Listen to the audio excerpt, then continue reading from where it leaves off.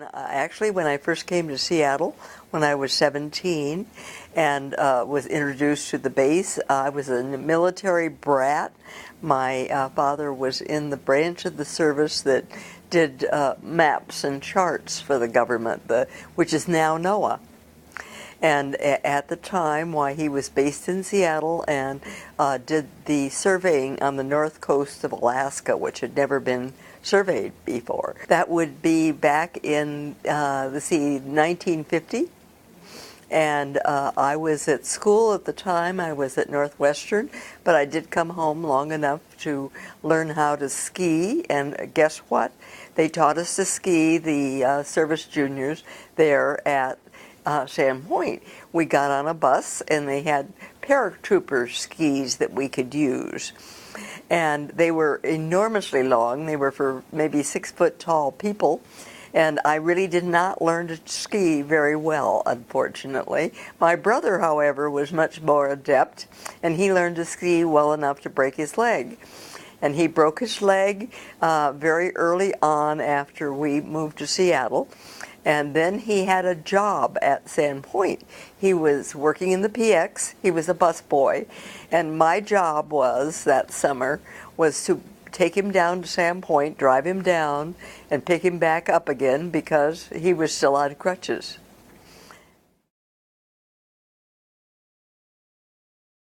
Well, it was a kind of an interesting place. It had a little cafeteria, and then it had a sort of a gift shop where people could buy things, I guess, to send home to their relatives or something of that sort. And it had, sort of odds and ends like toiletries, shaving cream, lipsticks, a perfume, that kind of thing. Oh, I don't know so much that I remember them because what the service that my father belonged to was very small.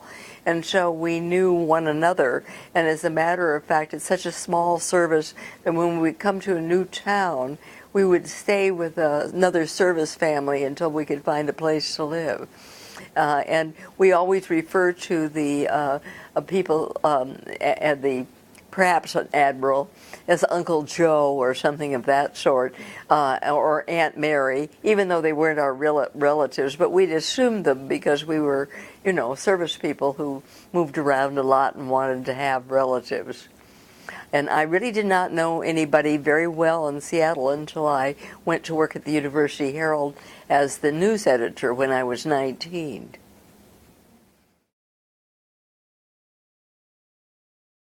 Well, there were some women working there. Certainly in the cafeteria, there'd be somebody who would dish up I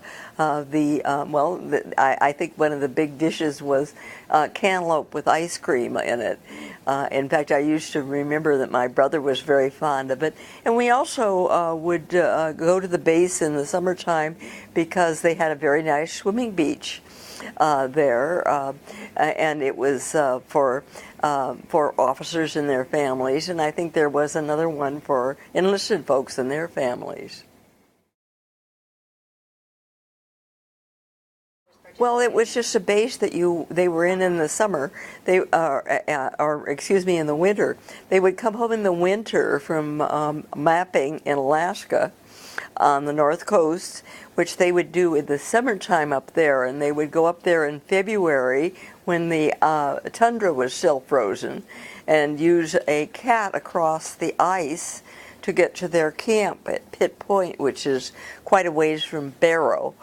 And they would land in Barrow by plane, and then they would go to Pitt Point, and they would do the hydrography in small boats off the coast in order to do the mapping, because they had no idea how deep it was on the north coast of Alaska. They would come down and chart it after they had done the field work in the summertime. Then come October, they would come home. Well, I think probably the swimming, the nice Lake Washington swimming. In those days, we didn't think it was too cold to go in swimming, and there was a raft offshore, and we could swim to the raft and sun ourselves on the beach. It was a very nice arrangement. It was quite lovely, and my mother would shop at the commissary, which was sort of halfway between the PX area and the beach.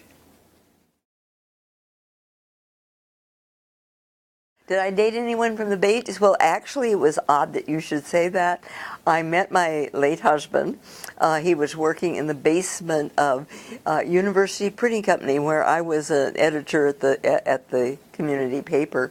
And I met him there one day when I was filing cuts, because in those days, you won't believe this, but we used hot metal.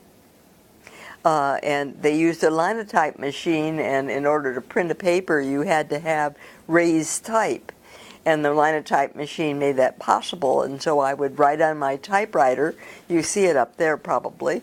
I would write on my typewriter my stories, and then hand it over to someone to turn into hot metal, which then would become part of on the press, which a rotary press, which they used in those days. And I met my husband there, and he had become a weekend warrior. And his job was, once a month, to go in on Saturdays and Sundays to work at the base. And he was an aviation machinist mate at the time, and actually did some of the artwork around Sam Point. I haven't actually been able to locate the specific artwork, but his day job was he was a commercial artist.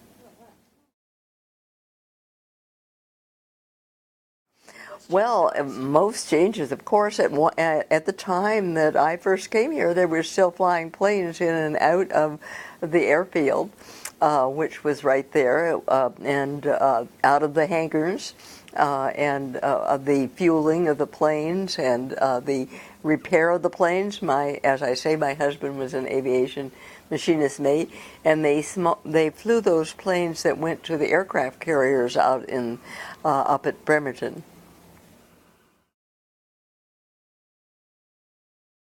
Oh, it was wonderful. As a matter of fact, at the time, and by then I was working at the Post-Intelligencer, and one of the things that we did was that we wrote editorials in favor of turning it into a park. And we're very, very fortunate to get Senator Jackson and Senator Magnuson to pass laws that made it possible for the city to acquire Sam Point as a park. At the time, there were a lot of opposition. There were people who wanted to keep it as an air base. They thought it would be really wonderful for general aviation, small planes take off all the time, days and night, and not necessarily regulated by the service in any way at all. Obviously, it would be a general aviation, very much like the one up in Snohomish, if you think about it. That's that kind of a field. And they said that it would be a terrible shame to rip up the runways because they were 14 feet of concrete, they said. However, when they did find out, when they did start to rip it up, they did not even find 14 inches of concrete. It was not nearly as deep as they thought. It was something that was decided by the senators who decided to give the land to the city for a park. It had to also be given partly for the use of the University of Washington, as you know, of the University of Washington, and a base for NOAA. NOAA continues to have its base there, and NOAA is a very important part of the city. The original Coast and Geodetic survey that became NOAA had been one of the early occupiers of Elliott Bay. It was one of their ships, I believe, that was out in the harbor at the time of the one Indian War that Seattle had. Seattle can be very opinionated, you might add. Just because someone thinks it would be a good thing to have a general aviation base there does not mean that the people in View Ridge wanted to have one. As a matter of fact, as I remember, the people were very strong in support of not having the airplanes fly in and out all night long. Well, I don't know. We were there the other day.